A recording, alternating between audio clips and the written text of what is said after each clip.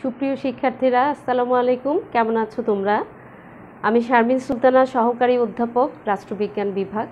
রাষ্ট্রবিজ্ঞানে যারা অনার্স তৃতীয় বর্ষ এবং মাস্টার্স প্রিলিমিনারি রয়েছে, তোমাদের পরিসংখ্যান করাচ্ছি আমি। যে পরিসংখ্যানের পরিমিত ব্যবধান, তার দুটো পদ্ধতি, দুটো নিয়ম আমার করানো হয়েছে। সেটা হচ্ছে অবিন্যস্ত উপাত্ত আর একটা অশ্রেণীকৃত বিন্যস্ত উপাত্ত। তো এই অবিচ্ছিন্ন চলকের শ্রেণীকৃত বিন্যস্তটা আজকে দেখাবো তোমাদের।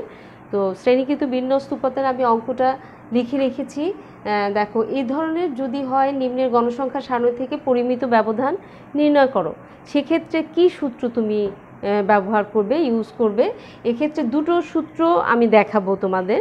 একটা হচ্ছে প্রত্যক্ষ সূত্র দেখাবো, আর একটা হচ্ছে পরোক্ষ সূত্র। প্রত্যক্ষ সূত্রের ক্ষেত্রে দেখো, এই সূত্রটা হবে এরকম: sigma equal to root over summation f x square. এই সূত্রটা আমরা অশ্রেণীকৃত বিন্যস্তের ক্ষেত্রে দেখেছি। একই সূত্র এখানেও, এফ এক্স স্কোয়ার,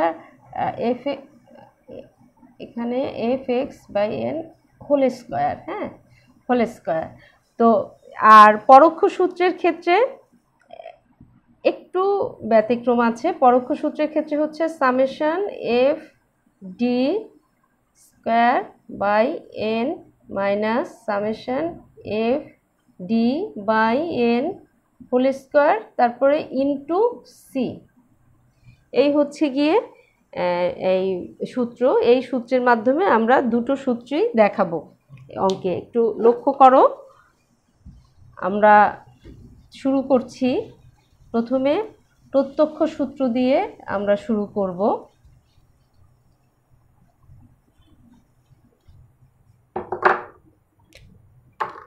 প্রত্যক্ষ সূত্রের ক্ষেত্রে সমাধানটা যদি আমরা এখন সমাধানটা লিখে নিলাম। সমাধান প্রত্যক্ষ সূত্র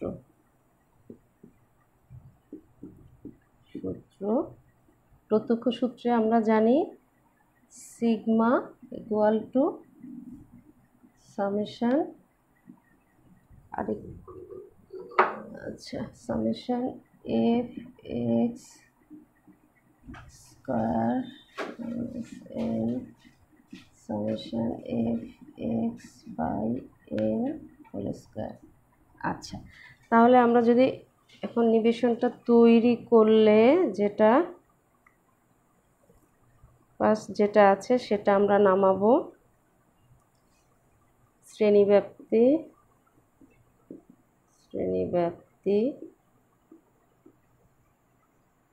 50 থেকে 60, 60 থেকে 70, 70 থেকে 80, 80 থেকে 90, 90 থেকে 100, 100 থেকে 110।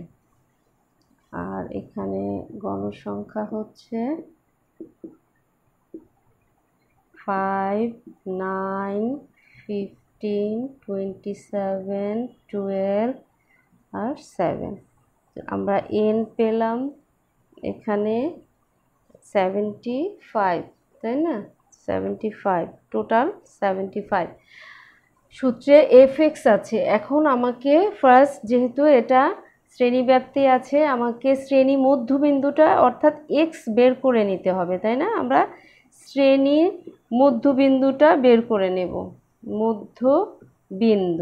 শ্রেণীর মধ্যবিন্দু অর্থাৎ এক্স। এক্স বের করতে হলে 50 থেকে 60 হচ্ছে 55, 65, 75, 85, 95, 105।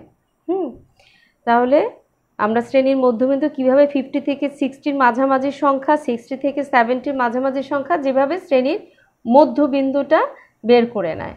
আচ্ছা, এরপরে আমরা এফ ইন্টু এই গণসংখ্যা এফ ইন্টু এক্স অর্থাৎ এফ এক্স বের করব। ঠিক আছে, এফ এক্স বের করলে এফ ইন্টু এক্স এটাকে গুণ করলে আমরা পাবো 275,5,8,5,1,1,2,5 আর হচ্ছে 2,2,9,5,1,2,5 1140735 summation f x equal to কত হয় 6155। আমরা আরেকটা ঘর আমাদের তৈরি করতে হবে, সেটা হচ্ছে এফ এক্স স্কোয়ার, তাই না? F x square, F x square মানে হচ্ছে যেটা আমরা এর আগেও তোমাদেরকে বলেছি, এফ এর সাথে অর্থাৎ এক্স ইন্টু এক্স, যেটা এক্স স্কোয়ার এটাকে স্কোয়ার করলে যেটা হয় তার সাথে এফ গুণ হবে।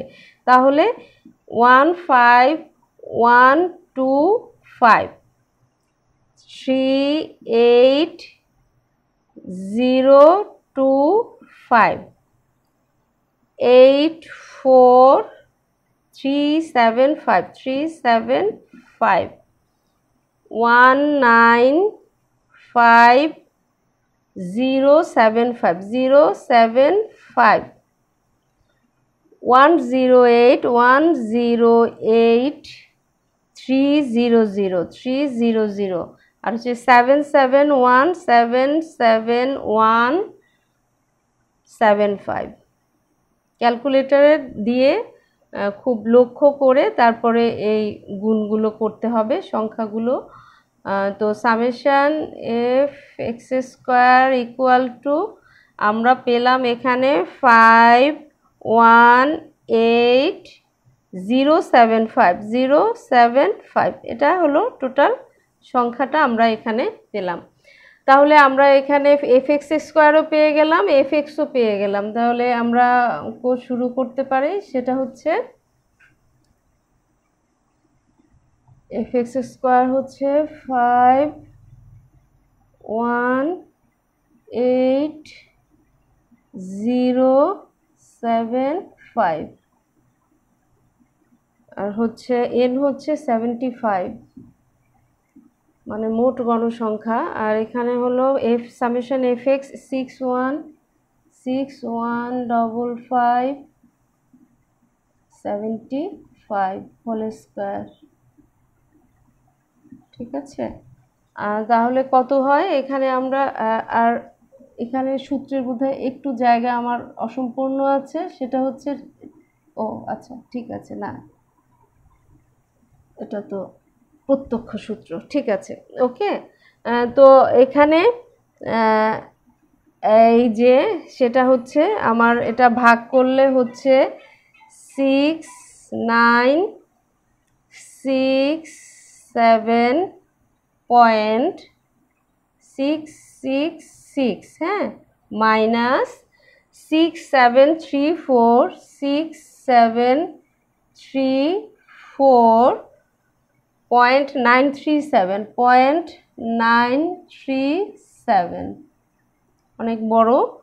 তো এখানে এটা বিয়োগ করলে টোটাল সংখ্যাটা দাঁড়ায় 172.729 ইকুয়াল টু, তাহলে আমি যদি রুটটা তুলে দেই সেখানে 13.142, অতএব সিগমা ইকুয়াল টু 13.14 প্রায়। এই হচ্ছে গিয়ে তোমার পরিমিত ব্যবধান। অতএব আমরা যেটা লিখব, অতএব নির্ণেয় পরিমিত ব্যবধান 13.14, এটা হলো প্রত্যক্ষ সূত্র। এই হিসেবগুলো এভাবে করে নিবে ক্যালকুলেটরের মাধ্যমে। তো আমরা এবার এরপরে পরোক্ষ সূত্রে কি বলে সেটা দেখব। পরোক্ষ সূত্রটা কি সেটা দেখব।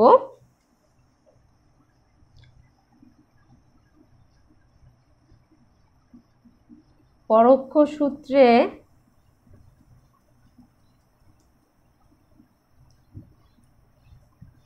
সূত্রে আমরা দেখেছি যে ওখানে ডি আছে, তাই না?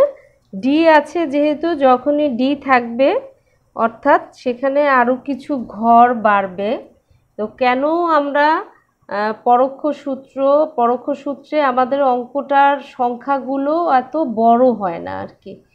যেমন এখানে আমি পরোক্ষ সূত্রটা আগে লিখে নেই, যে এখানে আছে sigma equal two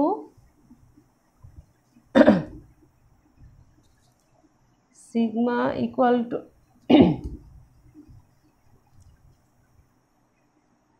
sigma equal to summation f d square by n minus summation f d n whole square into c এই হচ্ছে পরোক্ষ সূত্র। তো এখানে আমরা করতে গেলে যে জিনিসটা আমাদের দরকার হবে সেটা হচ্ছে যতটুকু পরিমাণ অর্থাৎ শ্রেণীর মধ্যবিন্দু পর্যন্ত লিখে আমি ওই পর্যন্ত রেখে বাদবাকি গুলো মুছে ফেলেছি।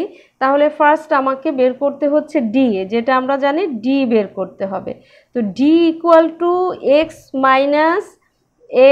Minus a divided by c, যেহেতু এটার শ্রেণী ব্যাপ্তি রয়েছে, সি হচ্ছে শ্রেণী ব্যবধান। কত করে শ্রেণী ব্যবধান? এখানে 10 করে শ্রেণীর ব্যবধান আছে। তাহলে ডি আমাকে ফার্স্ট আমাকে এ বের করতে হবে, অর্থাৎ কল্পিত গড় 1 2 3 4 5 6। আমার মাঝামাঝি যে অংশটা রয়েছে সেখানে যদি আমি কল্পিত গড় বের করি, কল্পিত গড়ের ক্ষেত্রে রয়েছে 1 2 3 4 5 6। তো মাঝখানের আমার এখানে 75 to 85। তো কল্পিত গড় আমি ধরলাম 75, প্রথমটাই ধরে নিলাম। তো কল্পিত গড় এখানে 75, তাহলে এক্স যদি 55 হয় মাইনাস কল্পিত গড় 75 ডিভাইডেড বাই মানে ভাগ করব আমি সি অর্থাৎ 10। সি হচ্ছে এখানে 50 থেকে 60, 60 থেকে 70, এখানে ব্যবধানটা হচ্ছে 10। তাহলে এভাবে করলে আমার দেখব যে -2 -1 0 1 2 3 আমি ডি পেলাম এভাবে। তো ডি আমার যদি ডির সাথে এফ ডি আমার যোগ করা লাগবে, তাই গুণ করতে হবে F into D, F D. তাহলে 5 দুগুণে 9 1 এইভাবে। তাহলে -10 -9 0 2 7 2 4 আর হচ্ছে 2 1 summation f D equal two আমার আসছে 50, অর্থাৎ 10 আর 9 মাইনাস মাইনাস যোগ করে আমার যে মাইনাস আর এখানে যোগ টোটালটাকে যদি আমরা যোগ করি তাহলে দেখা যাবে 53, মাইনাসে প্লাসে মাইনাস। তো এরপরে অংশ হচ্ছে এই আমার এখানে হচ্ছে এফ ডি স্কোয়ার, ওই যে এফ সাথে ডি স্কোয়ার গুণ করব, সেক্ষেত্রে হচ্ছে 20 29 0 27 48 আর 63। তাহলে summation f D square equal to total হচ্ছে 167। আগের প্রত্যক্ষের ওই এফ এক্স স্কোয়ার ওই সূত্রটার সাথে এটার পার্থক্য দাঁড়ায়, ওটা কিন্তু অনেক সংখ্যাগুলো বড় হয়ে যায়। আর এখানে মোটামুটিভাবে আমরা একটু ছোট সংখ্যার ভিতরেই করতে পারি। তো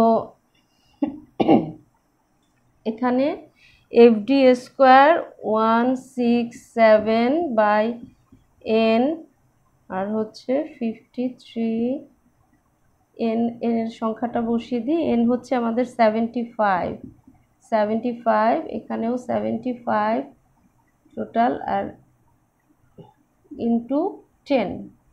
সি হচ্ছে 10, তাই না? ঠিক আছে। তারপরে এখানে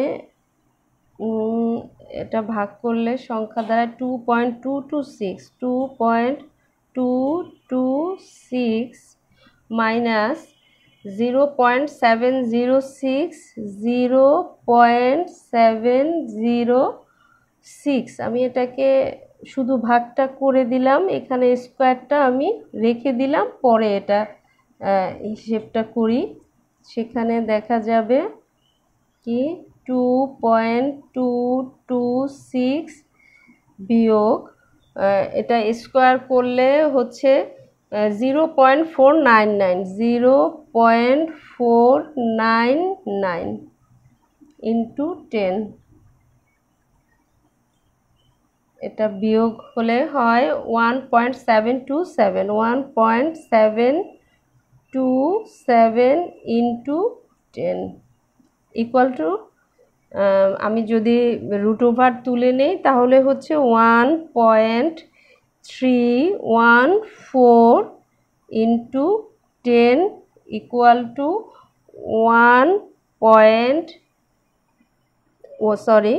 এটা যদি গুণ করে দিই 13.14, তার মানে আমরা এখানে পরিমিত ব্যবধান মানে সিগমা পেলাম 13.4। লক্ষ্য করবে যে আগের যে অঙ্কটা করেছি সেখানে কিন্তু একই রেজাল্ট হয়েছে, অর্থাৎ আমার সব যদি একই থাকে, আমি দুই নিয়মে যাই করি না কেন সেক্ষেত্রে আমার এই রেজাল্ট একই হবে।